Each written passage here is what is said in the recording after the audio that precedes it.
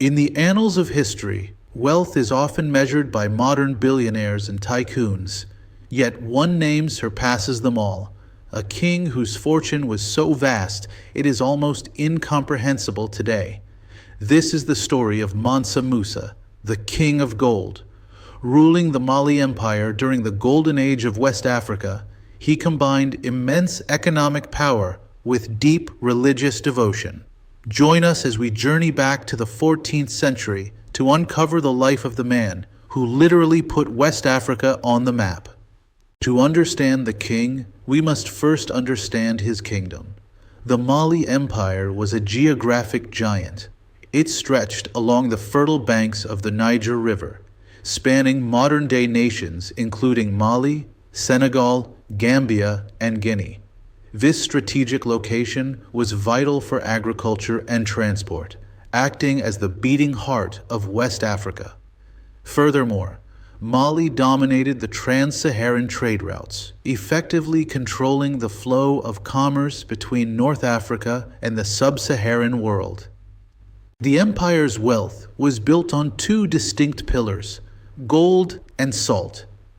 To the south, Mali controlled the rich gold mines of Bambouk and Bure.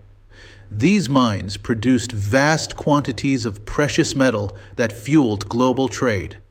To the north, they commanded the salt mines of Taghaza. In a world without refrigeration, salt was essential for food preservation and was literally worth its weight in gold across Africa. This dual monopoly created an economic engine of unparalleled power. Mali's rise to glory began before Musa.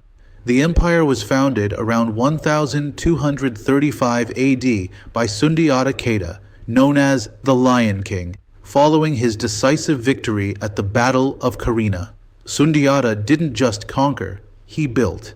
He established a sophisticated federal system with local governors, creating the stability necessary for the empire to flourish.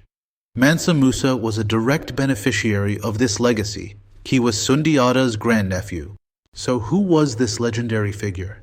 Mansa Musa ruled the Mali Empire from 1312 to 1337 AD.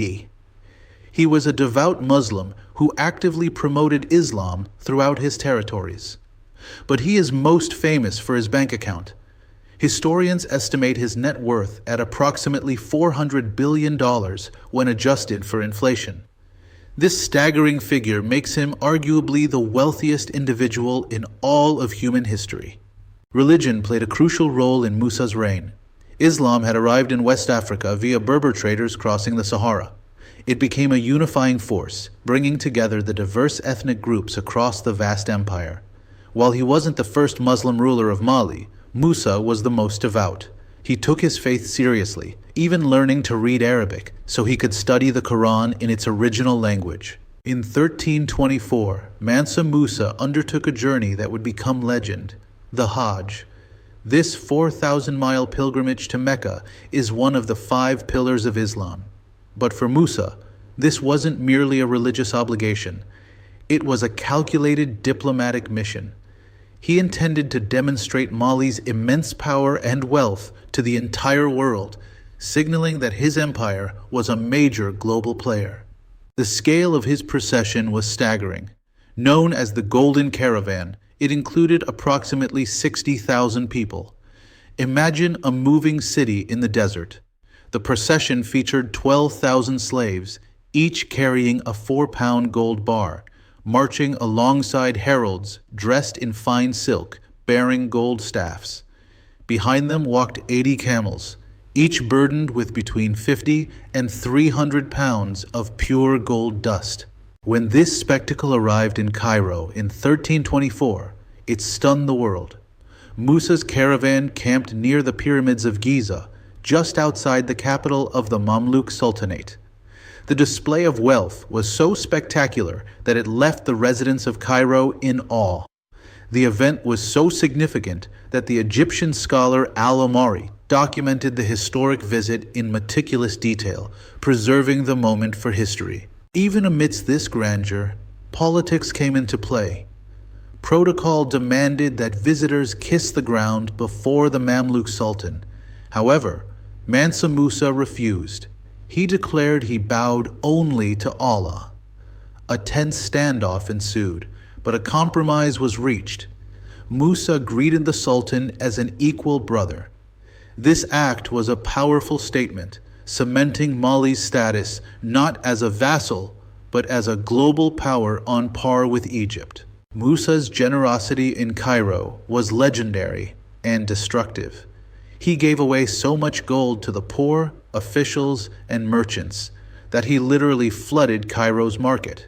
The sudden influx caused the value of gold to drop by 25%. The Egyptian economy took over a decade to recover from this inflation. It remains the only time in recorded history that one man single-handedly caused hyperinflation through generosity. Leaving economic chaos in his wake, Musa continued to the holy cities. In Mecca and Medina, he completed the sacred Hajj rituals. But he was also thinking of the future. He purchased houses in Mecca to serve as lodging for future pilgrims from Mali. Furthermore, he used this time to network, meeting with scholars and religious leaders from across the Middle East and recruiting them to return with him to West Africa. The glory of the journey faded on the return trip. The trek back proved incredibly difficult. Many in the caravan died from exhaustion and disease along the harsh desert routes. In a twist of irony, the man who had crashed Cairo's economy ran out of gold. Musa was forced to borrow money at high interest rates just to complete the journey home, yet he returned with something more valuable than gold: intellectual capital, architects, poets, and teachers ready to transform Mali. Upon his return, Musa focused on Timbuktu. He transformed this simple trading post into a renowned international center of Islamic learning and scholarship. He funded the construction of magnificent mosques and universities. The cultural shift was so profound that in Timbuktu's markets, books became more valuable than gold. One of the most tangible legacies of this era is the Jingareber Mosque. It was designed by Abu Ishaq al-Sahili, an architect Musa brought back from Spain. Al-Sahili utilized a distinctive Sudano-Sahelian style, building with mud brick and timber. This architectural masterpiece still stands today and is recognized as a UNESCO World Heritage Site. Education flourished alongside religion. The University of Sankore became one of the world's leading academic institutions. At its peak, it housed approximately 25,000 students. Its library was legendary, containing an estimated 400,000 to 700,000 manuscripts, covering diverse subjects from astronomy to law. The world took notice of Mali's rise. In 1375, the Catalan Atlas was created by the Jewish cartographer Abraham Cresques in Majorca. This famous map depicts Mansa Musa sitting on a throne, holding a massive gold nugget.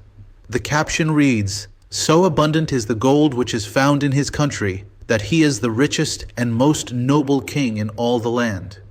Musa's reign fundamentally changed the perception of Africa. Before him, Europe largely viewed Africa as mysterious or savage, lacking sophisticated civilization. After Musa, West Africa was recognized as a land of immense wealth and advanced civilization. However, this fame had a dark side. It ironically attracted the attention of later European colonial greed. Like all great empires, Mali eventually faced its twilight. After Mansa Musa died around 1337, his son struggled to maintain control over the vast territories.